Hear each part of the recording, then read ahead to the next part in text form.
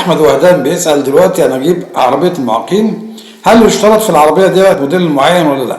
انا عاوز اجيب موديل 96 او 98، فايه الاشتراطات المطلوبة بالنسبة لسيارات المعاقين؟ فبنقول حضرتك متاح انك تستورد سيارة من سيارات ذوي الهمم اللي هي معفاة من الجمارك باسمك، بشرط ان العربية ديت السعة اللترية بتاعتها ما تتعداش عن 1600 سي سي.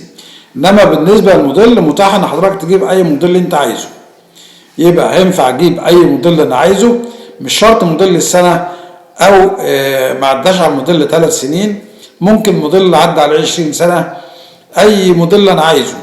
ما يشترطش في سيارة ذوي الهمم موديل معين، اللي بيشترط ان العربية السعة اللترية بتاعتها ما تزيدش عن 1600 سي سي فقط، خلاف ذلك بدفع فرق الرسوم الجمركية. تمام.